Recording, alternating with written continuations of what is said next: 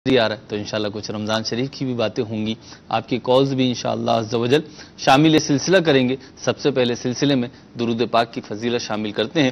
نبی رحمت شفیع امت صلی اللہ تعالی علیہ وسلم کا ارشاد گرامی ہے، زینوا مجالسکم بالصلاۃ علی فإن صلاتکم علی نور لکم یوم القیامہ، کہ مجھ پر درود پاک پڑھ کر اپنی محفلوں کو آراستہ کرو، کہ تمہارا درود پاک پڑھنا بروز قیامت تمہارے لیے نور ہوگا۔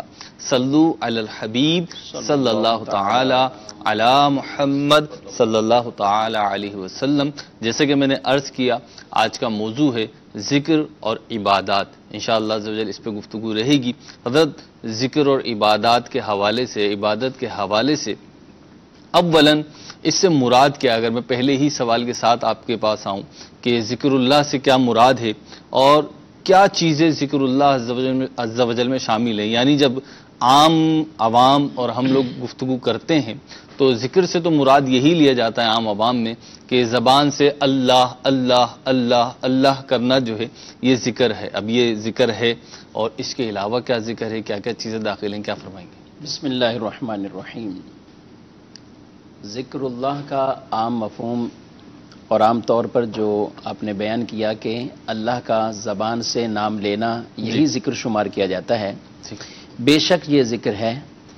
اس اعتبار سے ذکر یہ لسانی ذکر کہلاتا ہے، زبان سے اللہ کی تکبیر، تسبیحات، تحمید، تقدیس، اللہ کی پاکی بیان کرنا، کبریائی بیان کرنا، اللہ کے مبارک ناموں کا ذکر کرنا، اللہ تبارک و تعالیٰ کو یاد کرنا، زبان سے اللہ تبارک و تعالیٰ کو پکارتے رہنا، دعا مانگتے رہنا، تلاوت کلام پاک کرتے رہنا، یہ سب لسانی ذکر میں آتا ہے، یعنی زبان سے آدمی اللہ کا ذکر کر رہا ہے۔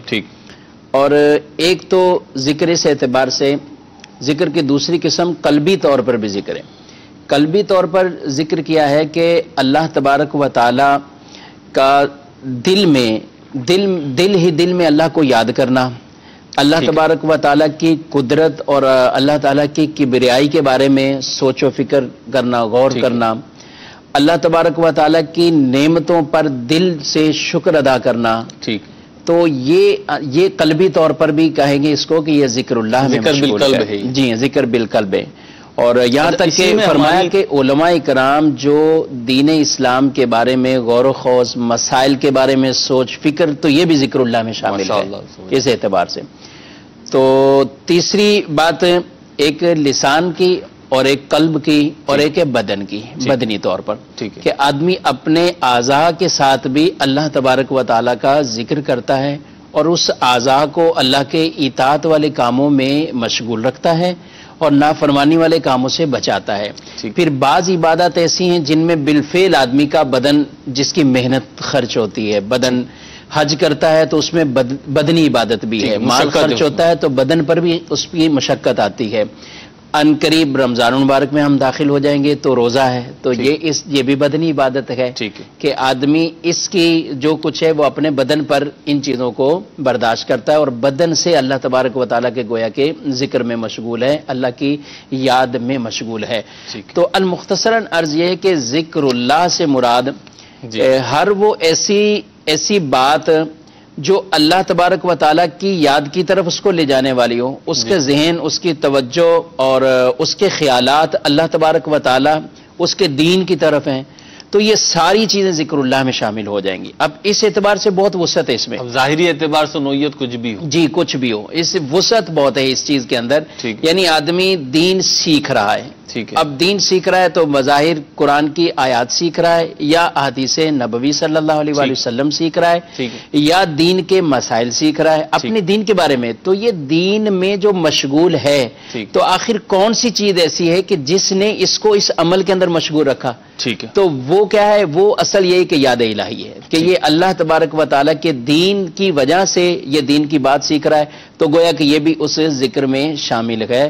تو اس اعتبار سے ذکر اللہ کا مفہوم بہت واضح، عبادات یعنی جو واضح طور پر نمازیں ہیں، قرآن پاک کی تلاوت ہیں، تسبیحات ہیں، اور اس کے ساتھ ساتھ اللہ کے دین کو سیکھنا، سکھانا ہے، اور دین کے بارے میں سیکھنے سکھانے کی مجالس میں شرکت کرنا ہے، یہ بھی ذکر اللہ میں، بلکہ انبیاء کرام کا ذکر کرنا، ان کی آمد اور ان کے بارے میں پڑھنا، سمجھانا یا سیکھنا، یہ بھی اس اعتبار سے یاد الہی ہے۔ اللہ کے محبوب بندوں کا ذکر کرنا یہ بھی یاد الہی ہے، کیونکہ ان سے بالواسطہ یعنی اللہ تعالیٰ کے قرب انہوں نے حاصل کیے، ہم ان کو یاد کر رہے ہیں، تو یہ اس اعتبار سے یہ بھی اس ذکر کی کیٹیگری میں آتا ہے۔ اللہ رب العزت کی نسبت شامل ہے۔ جی ہاں۔ اچھا، یہ ایک تو ہے کرنا، ایک ہے ہم کر رہے ہیں، یعنی اللہ عز و جل کا ذکر کر رہے ہیں، اس کے پیارے محبوب کا ذکر کر رہے ہیں، تلاوت کر رہے ہیں، درود پاک پڑھ رہے ہیں، نعتیں پڑھ رہے ہیں، ایک ہے ہمارا پڑھنا۔ اچھا، دوسرا ہے سننا، تو کیا یہ سننا بھی ذکر میں داخل ہوگا؟ جی ہاں، بالکل، سننا بھی ذکر میں داخل ہے، اور ہمارے اعضاء گویا کہ ہمارے کان مشغول ہیں اس ذکر کی طرف، ٹھیک ہے، ہمارے ذہن دماغ ہم وہاں حاضر ہیں، تو اس سے طور پر ذہن نصیب دل بھی حاضر ہو، ٹھیک ہے، تو بعض اوقات ان یہ کیفیات جو ہوتی ہیں تو یہ اس اعتبار سے یہ بھی ذکر میں یعنی شامل ذکر ہے۔ کرنے والے کے جو فضائل احادیث طیبہ میں بیان ہوئے جی تو ہاں، وہ اس کو بھی حاصل ہوں گے۔ حاصل اچھا، ہوں گے۔ ابھی آپ نے ایک بات ارشاد فرمائی کہ ذکر بالقلب، کہ دل سے یاد الہی کرنا، اللہ رب العزت کی تخلیقات پہ غور و فکر کرنا اور دینی مسائل پہ غور و فکر کرنا، یہ سب ذکر بالقلب ہے، دل کا ذکر ہے۔ تو ہمارے یہاں جو ایک اصطلاح ہے دعوت اسلامی کے مدنی ماحول میں، فکر مدینہ، فکر مدینہ جو ہے کہ گناہوں پہ ندامت ہونا، نیکیوں کے لیے کوششیں کرنا، ان پہ سوچ و بچار کرنا، تو کیا یہ بھی ذکر میں داخل ہو؟ جی بالکل، اس اعتبار سے یہ دین کے بارے میں جو بھی خیالات اس کو یا ایسی سوچ بچار کہ جس میں وہ اللہ تبارک و تعالیٰ کو ہی یاد کر رہا ہے۔ ٹھیک ہے، فکر مدینہ میں کیا چیزیں ہیں؟ فکر مدینہ میں آپ نے نماز پڑھی، پابندی کے ساتھ پڑھی، جماعت کے ساتھ پڑھی۔ جی، فکر مدینہ میں اوراد و وظائف ہیں، فکر مدینہ میں درود پاک ہیں، فکر مدینہ کے اندر گناہوں سے بچنے والے معاملات کا ذکر ہے، فکر مدینہ کے اندر نیکیوں پر ابھارنے والی چیزیں ہیں، اشراق و چاشت ہے، تہجد کا ذکر ہے۔ تو یہ ساری چیزیں جو ہے یہ دین کا حصہ ہی تو ہیں۔ تو جن چیزوں سے ہمیں، جن کا شریعت نے ہمیں حکم دیا ہے وہ بھی اس میں شامل ہیں، جن سے بچنے کا حکم دیا ہے ان میں بھی بکثرت باتیں اس میں ذکر کی گئی ہیں۔ یعنی گویا کہ یہ کہہ سکتے ہیں کہ ایک آدمی کے روزانہ کے معمولات میں شریعت کا نصاب کیا ہے، شریعت اس سے کیا تقاضا کرتی ہے اور کن باتوں سے بچنے کا کہتی ہے، تو وہ امیر اہل سنت کے عطا کردہ یہ فکر مدینہ والے مدنی انعامات کا رسالہ اگر لے لے تو ایک آدمی کو کم از کم اپنی روزمرہ کا نصاب شریعت ضرور اس کو معلوم ہوگا کہ ہمیں کیا کام کرنا ہے، فرائض سے لے کر مستحبات اور آداب تک سب اس میں شامل ہو جائیں گے۔ اچھا، ذکر کی بات ہو رہی ہے، عبادت کی بات ہو رہی ہے، تو میں نے ایک بات شروع میں ہی عرض کی کہ اللہ اللہ کہنے کو لوگ ذکر سمجھتے ہیں۔ اچھا، اسی طریقے سے صرف نماز ہی پڑھتے رہیں، ہم سرب سجود رہیں، تو اسی کو عبادت تصور کیا جاتا ہے، کیا یہ بات درست ہے؟ دیکھیں، بالکل عبادت بہت بڑی عبادت ہے، نماز تو بہت بڑی عبادت ہے، اور فرائض میں سے سب سے زیادہ یعنی جس کا مقام مرتبہ ہے، اہم ترین فرض نماز ہے، اور نماز ہی وہ عمل ہے کہ جس میں قرآن مجید فرقان حمید میں بہت زیادہ نماز کے اوپر احکامات دیے گئے ہیں اور تاکید فرمائی گئی نماز کے اوپر۔ بے شک نماز بھی عبادت ہے، ٹھیک ہے، لیکن عبادت بھی تو اپنے اعتبار، اس اعتبار سے عبادت کئی چیزوں میں بہت وسعت رکھتی ہے عبادات کے طور پر۔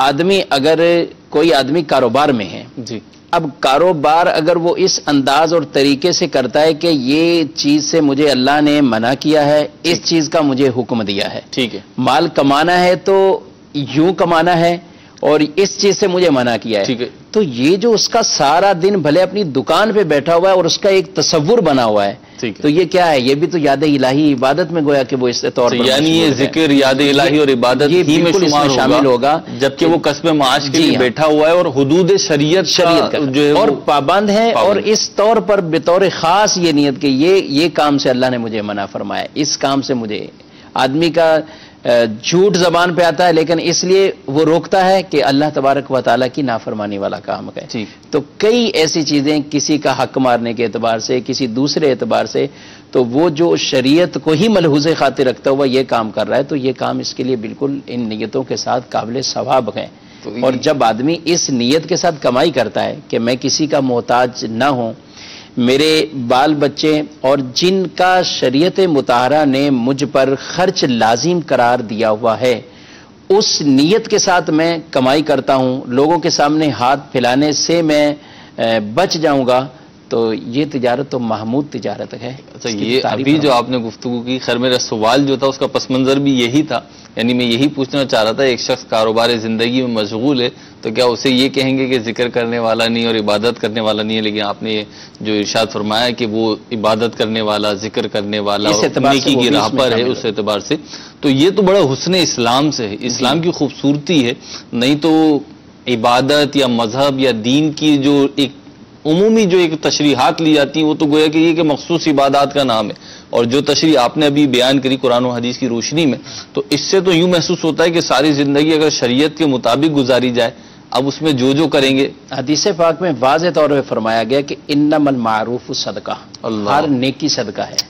اب اس نیکی کی تشریحات میں جو ارشاد فرمایا گیا اس میں کئی چیزیں بیان فرمائی، حتیٰ کہ یہاں تک یہ بات بھی ارشاد فرمائی کہ کسی کو اچھی نیت کے ساتھ ہنر سکھا دینا یہ بھی صدقہ ہے تمہارا، اللہ اکبر کبیرہ، یعنی عام روزگار کا ذریعہ بھی کوئی سکھا دیتا ہے، اور حدیث پاک میں اس کو بھی صدقہ شمار فرمایا گیا۔ چلے ایک اب یہ ذکر کے اور عبادات کے فضائل، وہ آپ نے معاملات کچھ بیان کیے ہیں، کالز بھی ہمارے پاس انشاءاللہ وہ بھی لیں گے، لیکن اگر کچھ ذکر الہی کی کچھ فضائل ہو جائیں اور کچھ ان کی برکات ہو جائیں تو؟ دیکھیں، قرآن مجید فرقان حمید میں اللہ تبارک و تعالی نے متعدد مقامات پر ذکر کرنے کے فضائل بیان فرمائے اور حکم ارشاد فرمایا، یا ایھا الذین آمنوا اذکروا اللہ ذکرا کثیرا وسبحوہ بکرۃ واسیلا، سبحان اللہ، اے ایمان والو اللہ تبارک و تعالی کو کثرت سے یاد کرو اور صبح و شام اللہ کی پاکی کو بیان کرو۔ اب اللہ تبارک و تعالیٰ کا ذکر کرنے کے بارے میں اور یہاں حکم دیا گیا، ایک اور مقام پر مومنین مسلمان مرد اور عورتوں میں کیا کیا اچھی صفات ہونی چاہیے، ٹھیک ہے، وہاں یہ باتیں ارشاد فرمائی کہ مسلمان مومن مرد اور مومن عورتیں اللہ سے ڈرنے والے مرد بنے، مرد اور اللہ سے ڈرنے والی عورتیں، سچے مرد اور سچی عورتیں، اللہ سے خشیت رکھنے والے مرد اور خشیت رکھنے والی عورتیں، روزہ رکھنے والے مرد اور روزہ رکھنے والی عورتیں۔ وہاں آخر میں یہ بات ارشاد فرمائی، وَالذَّاكِرِينَ اللَّهَ كَثِيرًا وَالذَّاكِرَاتِ، اللہ کو کثرت سے ذکر کرنے والے، یاد کرنے والے مرد اور اللہ کو کثرت سے یاد کرنے والی عورتیں، اعد اللہ لہم مغفرۃ واجرا عظیما، اللہ نے ان کے لیے مغفرت اور اجر عظیم تیار کر رکھا ہے۔ اللہ کیسا، تو کتنی بشارتیں ہیں رسول اللہ صلی اللہ تعالیٰ علیہ وآلہ وسلم نے، جتنے حدیث مبارکہ میں ہمارے پیارے نبی صلی اللہ علیہ وآلہ وسلم نے اس کے فضائل کو بیان فرمایا۔ ایک حدیث میں عرض کرتا ہوں، آپ نے معراج کی رات ایک شخص کو دیکھا جو عرش کے نور میں ڈوبا ہوا تھا، تو پوچھا کہ یہ کون ہے، کیا کوئی فرشتہ ہے؟ تو کہا گیا کہ نہیں۔ پھر پوچھا کہ کیا کوئی نبی ہیں؟ کہا گیا نہیں۔ پھر پوچھا یہ کون ہے؟ تو فرمایا گیا کہ عرض کی گئی جواباً کہ یہ وہ شخص ہے جس کی زبان اللہ کے ذکر سے تر رہتی اور دل مساجد میں لگا رہتا تھا۔ اللہ کے ذکر سے زبان تر ہے، دل مساجد میں لگا ہوا، اور اس نے کبھی اپنے والدین کو گالیاں نہیں دلوائیں۔ بعض اوقات آدمی کسی دوسرے کے ماں باپ کو برا بھلا کہہ کر اپنے ماں باپ کو گالیاں دلوا رہا ہوتا ہے، اس کی وجہ بن جاتا ہے، اس کی وجہ اور سبب بن جاتا ہے۔ تو کہا گیا کہ اس نے کبھی اپنے ماں باپ کو بھی گالیاں نہیں دلوائی، یعنی کسی دوسرے کو تکلیف بھی نہیں پہنچائی کہ اس کو جواباً اس کے ماں باپ کے لیے کوئی اذیت دہ کلمات کو کہا جائے۔ ایک اور حدیث مبارک نبی کریم صلی اللہ علیہ وآلہ وسلم نے ارشاد فرمایا کہ لوگوں، جب تمہارا گزر کسی جنت کی کیاریوں پر سے ہو تو اس میں سے کچھ چن لیا کرو۔ عرض کی گئی، یا رسول اللہ صلی اللہ علیہ وسلم جنت کی کیاریاں کیا ہیں؟ فرمایا ذکر کے حلقے یہ جنت کی کیاریاں ہیں۔ سبحان اللہ۔ فرمایا جہاں اللہ کا ذکر کرنے والے لوگ مشغول ہیں، اللہ کے فرشتے نازل ہوتے ہیں اپنے پروں سے، رحمت والے پروں سے ان کو ڈھانپ لیتے ہیں اور ان کو سکینہ اور اطمینان عطا فرمایا جاتا ہے۔ کس کی تعظیم ہے اس میں جی ہاں، ذکر کرنے والوں، بلکہ فرشتے تلاش میں رہتے ہیں اور ان مجالس کو، ان محافل کو اور ان حلقوں کو تلاش کرتے ہیں جہاں بیٹھ کر لوگ اللہ کو یاد کر رہے ہیں، اللہ کا ذکر کر رہے ہیں، اللہ کی بارگاہ میں توبہ استغفار کر رہے ہیں، تو فرشتے ان کے ساتھ شریک ہو جاتے ہیں، ان پر اپنی رحمت والے پر ان سے ڈھانپ لیتے ہیں۔ اللہ تعالی ہمیں بھی ذکر کرنے کی توفیق عطا فرما، اور یہ ہم ابھی سن ہی چکے ہیں کہ ذکر صرف زبان سے نہیں ہوتا بلکہ دل سے بھی ہوتا ہے اور جوارے سے بھی ہوتا ہے۔ حضرت میں چاہوں گا تھوڑا سا یہ جو آپ نے فرمایا تھی ایک بات، یہ ذکر کی جو تقسیم فرمائی تھی کہ ذکر زبان سے ہوتا ہے، قلب سے ہوتا ہے، پھر آپ نے فرمایا ذکر بدن کی کچھ آپ نے بھی وہ بیان فرمائی تھی چیزیں، تو اس کی تھوڑی سی اگر وضاحت ہو جائے تو پھر ہم کالز کی طرف بڑھیں۔ بدن کے حوالے سے یعنی جیسے میرے ہاتھ ہیں، جی ہاں، میرے ہاتھ ہیں، اب میں ان ہاتھوں سے کیسے ذکر کروں گا؟ یا میری آنکھیں تو میں ان سے کیسے ذکر کروں گا؟ دیکھیں ہاتھ ہیں تو ہاتھوں سے بھی کئی اعتبار سے نیکیاں ہوتی ہیں، عبادات والے کام ہوتے ہیں. ٹھیک ہے. آنکھیں، آنکھ کا کام ہے دیکھنا. ٹھیک ہے. تو آنکھ کن کن چیزوں کو دیکھے گی؟ کلام پاک کو دیکھے گی آنکھ، تو اس سے جو ہے وہ ثواب ملے گا. ٹھیک ہے. یہی آنکھ کعبۃ اللہ کو دیکھے گی، ثواب ملے گا. ٹھیک ہے. یہی آنکھ محبت کے ساتھ اپنے ماں باپ کی طرف دیکھے گی، ثواب اس پر ملے گا. یہی آنکھ کسی عالم دین کو اچھی نیت کے ساتھ دیکھے گی اور یہ بھی ثواب کا کام ہے. یہی آنکھ محبت کے ساتھ اگر اور اسی طرح کو نیکی والے کاموں کی طرف یہ جاتے تو یہ بھی ثواب کے کام ہے. ہاتھ ہیں، ہاتھ کے ذریعے ہم کسی سے مدد کر سکتے ہیں، ان ہاتھوں کے ذریعے ہم مصافحہ لیتے ہیں، ان ہاتھوں کو ذریعے ہم اللہ کی بارگاہ میں دعا کے لیے ہاتھوں کو پھیلاتے ہیں. تو کئی کام یہ ہاتھ قرآن حدیث لکھنے کے اندر، قرآن حدیث کو اٹھانے میں، قرآن حدیث کی تباہ کرنے میں، اس کو چھاپنے میں، غریبوں کی مدد کرنے میں کئی اعتبار سے ہمارے ہاتھ بھی خرچ ہوتے ہیں. یہ تو ایک عام اس کا استعمال.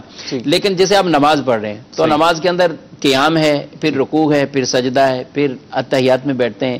تو اس کے اندر جہاں تک ہمیں حکم ہے کہ ہمارا دل بھی حاضر رہے، ہمارا ذہن بھی نماز کی طرف رہے، وہاں یہ بھی کہ ہمارے یہ بدن یہ بھی عبادت میں مشغول ہے اور مسلسل اس کام میں مشغول ہے. آپ کی بات سے بات نکل رہی ہے تو ابھی جو آپ نے نماز کی مثال دی تو اس طریقے سے نماز تو ایسی عظیم عبادت ہو گئی کہ جس میں ذکر کی تینوں اقسام پائی جا رہی ہیں. جی، اسے زبان سے بھی ذکر، دل سے بھی اور جوارے سے بھی. ہاں، اللہ کرے کہ دل بھی ہمارے حاضر ہو جائیں اس میں. زبان کے اندر کل زبان تو رہتی ہے، پڑھنا ہے، اور کل بھی اگر آ جاتا ہے اس میں حاضر ہو جاتا ہے تو پھر بہت بڑی یہ فضیلت اور برکت ہے. بلکہ یہاں تک کہ حدیث پاک مجھے یاد آئی کہ جب آدمی نماز پڑھتا ہے اور دل میں ادھر ادھر جاتا ہے، اس کے خیالات آتے ہیں، تو اس کو کہا جاتا ہے کہ ابن آدم، اللہ تبارک و تعالیٰ سے طرف سے ندا آتی ہے کہ ہم سے کوئی بہتر ہے جس کی طرف تمہارا دل اور توجہ جا رہی ہے. یہاں تک کہ یعنی سوال کیا جاتا ہے کس طرف توجہ داری، پھر اس کو دوبارہ کہا جاتا ہے، پھر دوبارہ، یہاں تک کہ تیسری دفعہ اگر پھر بھی وہ اس کا دل حاضر نہیں ہوتا اور اس کے ذہن دماغ نماز کی طرف نہیں رہتے تو فرمایا اللہ کی رحمت بھی اس سے منہ موڑ لیتی ہے. تو جب بھی نماز پڑھیں ہمیں اس انداز سے پڑھنی چاہیے کہ دل دماغ بھی حاضر رہیں. سر بعض اوقات ایسا ہوتا ہے کہ زبان سے تو ہم ذکر کر رہے ہیں، جی جی، زبان سے ہم ذکر کر رہے ہیں یا جو بھی کلمات ہیں وہ ادا کر رہے ہیں، لیکن دل ہمارا جو ہے نا وہ حاضر نہیں ہے، وہ کہیں اور مشغول ہے. میں سوچ رہا تھا کہ اس کے بعد آپ سوال یہ فرمائیں گے کہ ذکر اللہ بعد کا دروشی بھی پڑھ رہے ہیں. جی جی. ہم ظاہر کاروبار میں بھی بعض اوقات ہوتے ہیں، گاڑی چلا رہے ہیں تو توجہ ہر طرف رہتی ہے. دیکھیے بیان سن رہے، اجتماع میں آئے میں بیان سن رہے ہیں لیکن ہماری توجہ کہیں اور ہے، تو اب کیا ہوگا؟ دیکھیں یہ چیزیں ہیں کہ ایک مختلف ان کے احکامات موجود ہیں. جو آپ نے بیسک بات کی کہ ذکر اللہ زبان سے جاری، کوئی اللہ اللہ پڑھ رہا ہے، تسبیح ہے اس کے ہاتھ میں، اللہ اللہ اللہ، لیکن اب وہ ادھر ادھر مشغول ہے، اپنی توجہ کسی اور چیز میں بھی رکھی ہوئی ہے، دل ٹوٹل اس کا حاضر نہیں ہے، تو اس کی زبان تو اللہ کے ذکر میں مشغول ہے، ایک عضو کا ذکر تو ہو رہا ہے. ٹھیک ہے.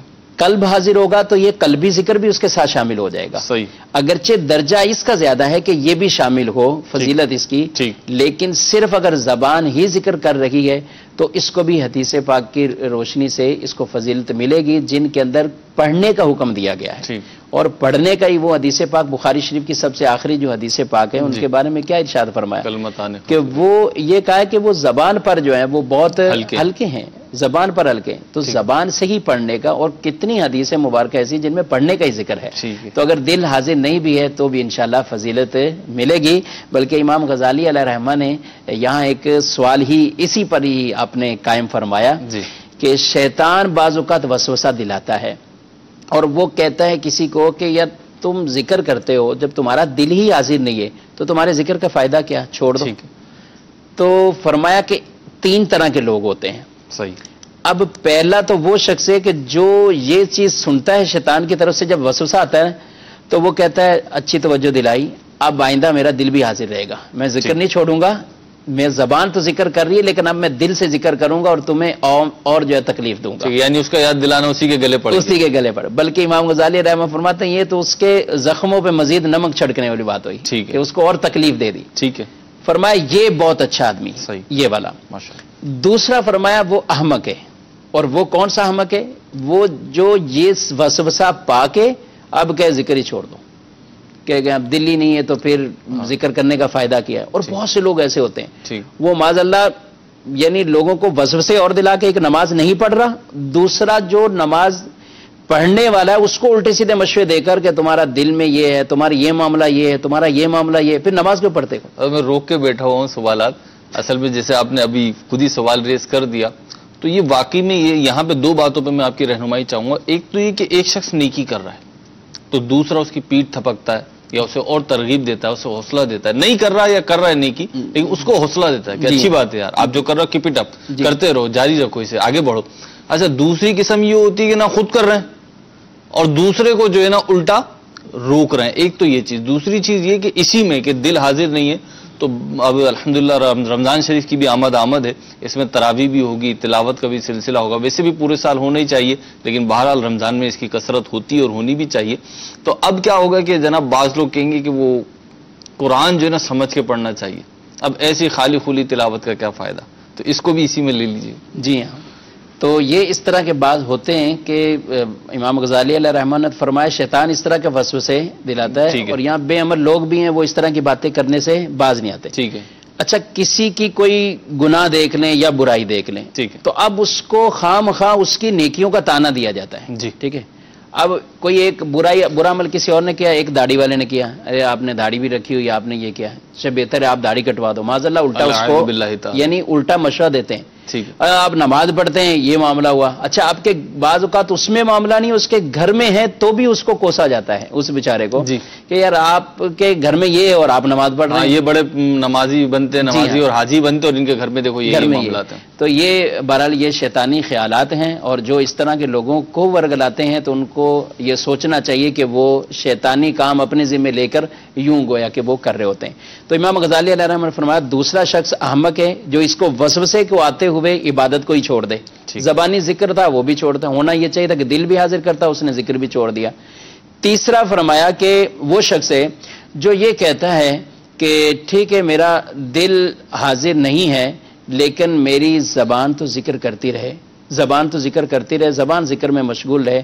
تو فرمایا یہ بھی صحیح ہے، اس کو چاہیے کہ دل کو بھی حاضر کرنے کی کوشش کرے، لیکن دوسرے والے کے اندر داخل نہ ہو کہ عبادت کو ہی چھوڑ کے چھوڑے نا، کرتا رہے اور اس میں بہتری لانے کی کوشش کرے. کچھ کالز ہیں وہاں پر شامل کر لیں کیونکہ تاخیر بھی کافی ہو گئی ہے، آج میں بیٹھا ہوں تو. جی،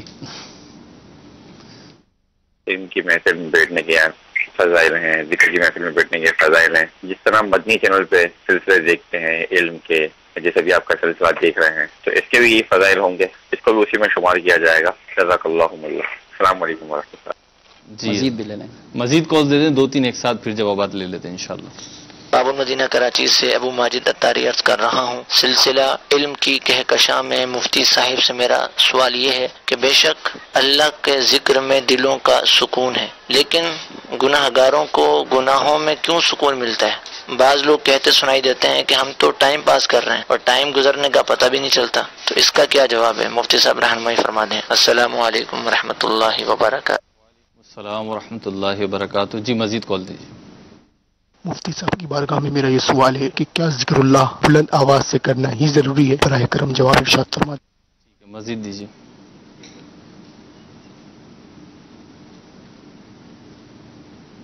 ٹھیک ہے مفتی، اب یہ آیا کہ آخری سوال سے شروع کرتے ہیں ہم، کہ انہوں نے کہا کہ بلند آواز سے کرنا ضروری ہے. بلند آواز سے ان کی شاید مراد یہ ہو کہ آواز نکال کر ہی، یعنی عام طور پہ جب آدمی ذکر کرتا ہے تو آواز نکال کر جیسے یعنی عام طور پہ جسے کان کہیں سن لیتے ہیں. ٹھیک ہے. لیکن بعض جگہ پہ جہاں شریعت مطہرہ نے پڑھنے کا حکم دیا ہے تو وہاں ظاہر ہے پڑھنا ہی مراد ہوگا. نماز ہے، نماز ہم پڑھتے ہیں، تو اب جب نماز کے اندر قرات کا معاملہ ہے تو وہ پڑھنے سے ہی ادا ہوگا. اس طرح اور جو معاملات ہیں وہ پڑھنے سے ہی ادا ہوں گے. یہاں ذکر سے مراد ہم نے ایک ذکر قلبی طور پر بھی لیا ہے، یعنی بیان کیا ہے. تو زبان سے ہی بلند آواز سے ذکر کرنا صرف یہی ذکر نہیں ہے، قلبی طور پر بھی اگر اپنے دل میں اس چیز کو اللہ تبارک و تعالیٰ کی شان کو، کبریائی کو، اللہ کی صفات اور اللہ کی قدرت کے معاملات، یعنی اس کے اندر غور و خوض کرنا، یہ بھی چونکہ ذکر اللہ میں شامل ہے۔ اگر کوئی بلند آواز سے ذکر نہیں کرتا، یوں کرتا ہے تو یہ قلبی طور پر ہے۔ البتہ بلند آواز سے یعنی آواز پیدا کر کے ذکر کرتا ہے تو یہ لسانی زبانی ذکر ہے، دل بھی ساتھ شامل ہوگا تو انشاءاللہ قلبی ذکر بھی شامل ہو جائے گا۔ ٹھیک ہے، یعنی پڑھنے کا جہاں پہ بھی شریعت مطہرہ نے کیا ہے تو پھر وہاں کم از کم اتنی آواز سے پڑھا جائے کہ اپنے کان سن لیں، اپنے کان سن لیں، اور کوئی ایسا عارضہ اگر نہیں ہے، اگر اس کی وجہ سے، ورنہ اگر وہ عارضہ نہ ہوتا تو یہ سن لیتا۔ جنریٹر چل رہا ہے مثال کے طور پہ، شور ہو رہا ہے، لیکن یہ اتنی آواز سے پڑھ رہا ہے کہ اس کے کان اس کی بات، یعنی اگر یہ شور نہیں ہوتا تو سن لیتا، یہ سن لیتا۔ تو یہ پڑھنا مراد ہوتا ہے۔ یہاں میں ان نمازیوں کی بھی توجہ دلاؤں گا کہ بہت سے نمازی ایسے بھی ہوتے ہیں، ایک تو امام کے پیچھے قرات کرنا منع ہے تو اس کی تو اجازت نہیں ہے شرعن، تو لیکن جب وہ اپنی نماز بھی پڑھ رہے ہوتے ہیں نا، ان کے صرف ہونٹ تھوڑے سے حرکت کر رہے ہیں، بعض اوقات ہل ہی نہیں رہے، بعض اوقات ہونٹ بھی آرام کر رہے ہیں، ہونٹ ہی نہیں ہل رہے ہوتے، باقی پورا جسم ہل رہا ہوتا، باقی صحیح فرما رہے۔ تو اس انداز سے یعنی جب نماز پڑھ رہے ہیں تو نماز کے اندر ان چیزوں کا خیال رکھنا بہت ضروری ہے۔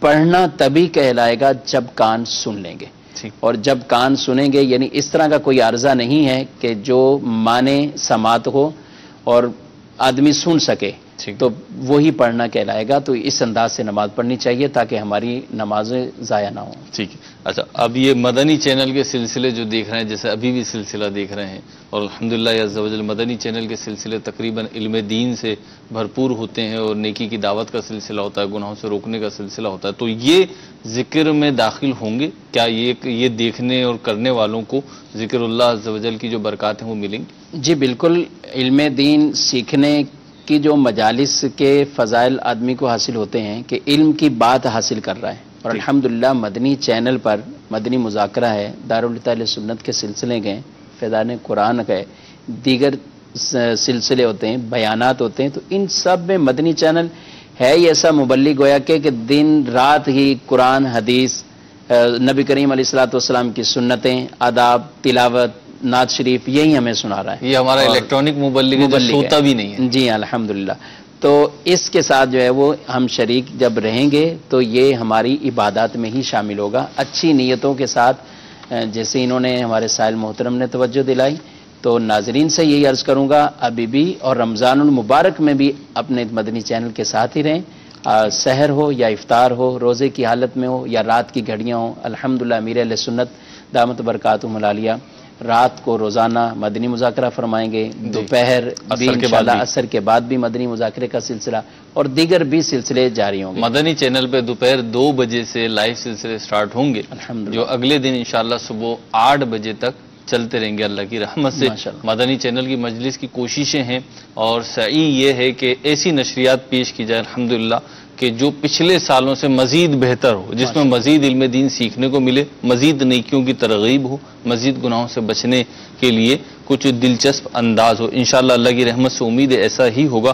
آخری سوال یہ تھا مجھ سے وہ اس میں کال میں کہ اللہ رب العزت ارشاد فرماتا ہے کہ میرے ذکر میں سکون ہے، لیکن بعض لوگوں کو گناہوں میں سکون مل جاتا ہے، بظاہر ایسا لگتا ہے، اور وہ کہتے ہیں دیکھیں بالکل ایمان والوں کی صفت کو یہ بیان قرآن مجید فرقان حمید میں بیان فرمایا گیا کہ الذین آمنوا وتطمئن قلوبہم بذکر اللہ، الا بذکر اللہ تطمئن القلوب۔ ٹھیک، یہ ایمان والوں کی صفت کو یہ بیان فرمایا کہ اللہ کے ذکر سے ان کے دل چین پاتے ہیں۔ ٹھیک ہے، اور سنو، اللہ کے ذکر میں ہی دلوں کا سکون ہے۔ ٹھیک ہے، آج جو سائل نے کہا ہے کہ بعض لوگ گناہ کرتے اور ان کو گناہ میں سکون ملتا ہے، جی دیکھیں سکون سے مراد یہاں پہ جو یہاں بیان فرمایا جا رہا ہے اس اعتبار سے گناہ میں لذت ہے، ظاہر ہے، اور انسانی ایک خواہشات کے پورا ہونا ہوتا ہے جس کی وجہ سے ان کو گناہ میں لذت ملتی ہے۔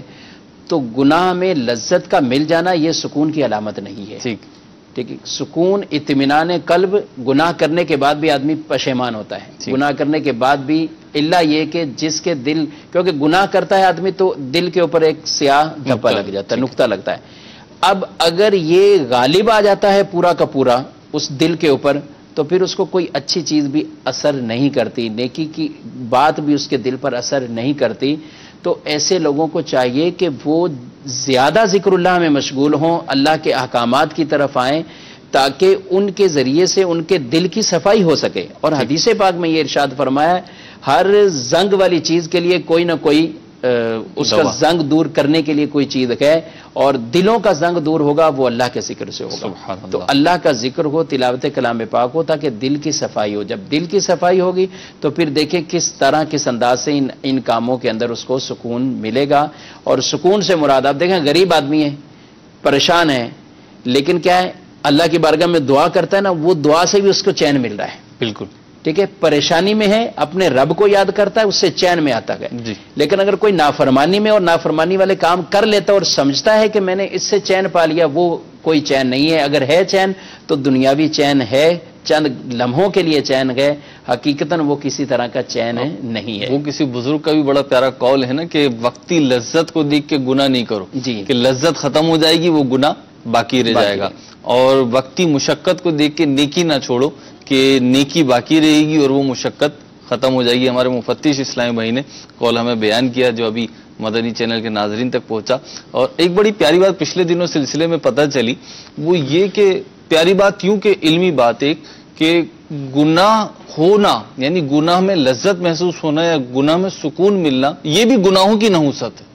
جی. یہ تو مطلب بڑی ڈرا دینے والی بات ہے. جی جی بالکل. حدیث پاک میں یہ بات ارشاد فرمایا کہ مومن کا گناہ کرنا اس کے لیے وہ احد پہاڑ سے بھی بڑا اس کے لیے ہو جاتا ہے. اور منافق کے لیے گناہ کرنا ایسا ہوتا ہے جیسے مکھی بیٹھی اس نے اڑا دی. اللہ. یعنی اس کے لیے آسان ہے بالکل. اس کو جب اتنے معاملات میں مشغول رہتا ہے تو اس کے لیے یہ بھی بہت معاملہ آسان رہا.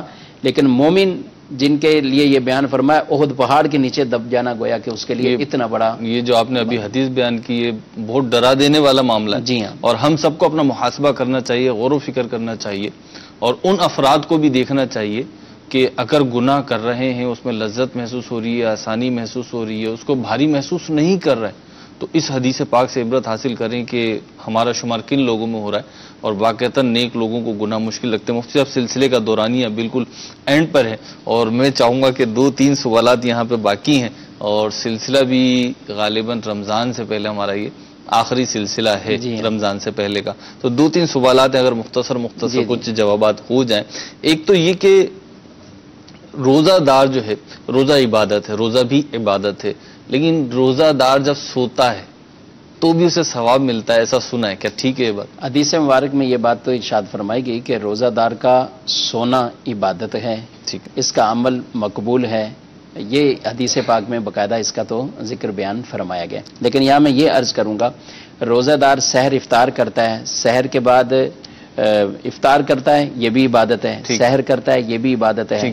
پھر رات کو تراویح پڑھتا ہے، پھر کچھ دیر سوتا ہے کہ صبح اس کو پھر سحری میں اٹھنا ہے، بیدار ہونا ہے، یہ بھی اس کا گویا کہ عبادت میں شمار ہوا.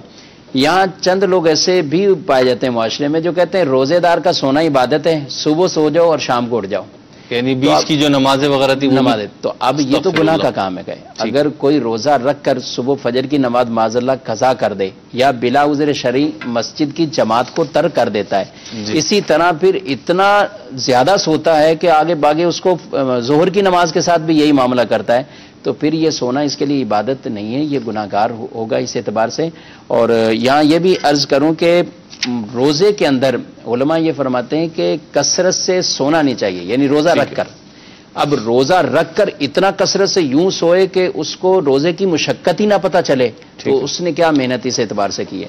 تو روزے میں یہ چاہیے کہ کثرت سے وہ باقاعدہ لمبے طور پر اس طرح جو ہے وہ سونے کا معاملہ نہ کریں. اچھا مجھے تراویح بھی ہے اس میں، اور تراویح سے متعلق یہ سوال میں کرنا چاہوں گا کہ ویسے تو مساجد میں 27 روزہ تقریباً معمول ہے تراویح کا، یعنی 27 روز میں قرآن پاک ختم ہو جاتا ہے، اور پھر 29 یا 30 جو روزے ہوتے ہیں اسی میں بھی وہاں تک جو ہے تراویح پڑھی جاتی ہے.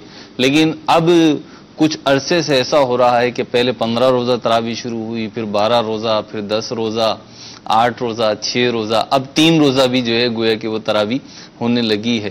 تو اس کے بارے میں کیا شریعت اسلامیہ کہتی ہے؟ تراویح کی نماز یہ سنت موقدہ ہے، مردوں پر بھی ہے، عورتوں پر بھی ہے. مردوں کو بھی پڑھنی ہے اور عورتوں کو بھی پڑھنی ہے. اس کا تعلق اس اعتبار سے قرآن سے نہیں ہے کہ ختم قرآن ہوا اور تراویح ختم ہوگی. تراویح جب تک رمضان شریف ہے، اس لیے 27 روزہ جہاں ختم ہوتا ہے وہاں بھی تو اگر 29 روزے ہوتے ہیں تو 29 دن تراویح ہوتی ہے، 30 ہوں تو 30 دن تراویح ہوتی ہے۔ تو ایسا تصور بالکل غلط ہے کہ 6 روزہ پڑھ کر بقیہ روزے ہم نے پڑھنا ہی نہیں۔ ہاں ختم قرآن ٹھیک ہے، اگر انہوں نے واقعی سن لیا ہے تو ٹھیک ہے اپنی پڑھ لیں، اب تراویح کی نماز کو ترک نہیں کریں گے۔ وہاں یہاں میں کچھ جیسے مجبور بعض اوقات ہوتے ہیں کہ جن کی کوئی جاب کے معاملات ہیں یا کچھ اور ہیں تو وہ بھی ترک کر دیتے ہیں کہ ہم تو پڑھ ہی نہیں سکتے، ٹھیک ہے۔ تو تراویح کی نماز اگر آپ مسجد میں نہیں بھی پڑھ رہے، جماعت کے ساتھ آپ نہیں بھی پڑھ رہے، تراویح کی نماز پھر بھی آپ پر سنت موقدہ ہے، اس کو ترک نہیں کرنا ہے، اس کو آپ اپنے اکیلے پڑھ لیجئے۔ اگر آپ کے لیے آسانی یہ ہے کہ صورتوں سے پڑھ سکتے ہیں، صورتوں کے ساتھ تراویح کی نماز کو آپ ادا کریں۔ نبی کریم صلی اللہ علیہ وآلہ وسلم تو رمضان شریف میں ایسے داخل ہوتے تھے، حدیث مبارک میں ارشاد فرمایا کہ بستر پر آپ تشریف نہیں لے کے جاتے تھے رمضان شریف میں۔ تو اس طرح کی تیاری ہو کہ روزہ بھی ہو، تراویح کی نماز بھی ہو، تلاوت کلام پاک بھی ہو، گناہوں سے بچ کر ہم رمضان میں کاش داخل ہوں، اس تیاری کے ساتھ ہم داخل ہوں تو انشاءاللہ بڑی برکتیں ہمیں رمضان میں حاصل ہوں گی۔ اللہ تعالیٰ عمل کی توفیق عطا فرمائے۔ سوالات یہاں پہ بھی کچھ باقی ہیں اور کچھ جو ہے وہ دل اور دماغ میں بھی سوالات ہیں، لیکن بہرحال سلسلے کا دورانیہ جو ہے وقت ختم ہوا انشاءاللہ۔ اب اس کے بعد آپ مدنی چینل پہ مدنی خبریں دیکھ پائیں گے، اور اس کے بعد آج بہت ہی اہم بیان نگران شورا کا ہے، روزہ رکھو تحریک کے حوالے سے، انشاءاللہ عز و جل اس میں بھی شرکت ہوگی، اور یہ سینکڑوں مقامات پہ دعوت اسلامی کی تنظیمی ترکیب میں یہ دیکھا اور سنا جائے گا۔ یہ بیان خود بھی سنیے اور دوسرے اپنے عزیز و رشتہ داروں کو، گھر والوں کو، محلے داروں کو، دوستوں کو بھی سننے سنانے کی، دیکھنے دکھانے کی ترغیب دیجیے۔ اللہ رب العزت ہمیں عمل کی توفیق عطا فرمائے، رمضان کی برکات عطا فرمائے۔ صلو علی الحبیب صلی اللہ تعالی علی محمد صلی اللہ تعالی علیہ وسلم۔ کہکشاں سے روشن ہے جہاں،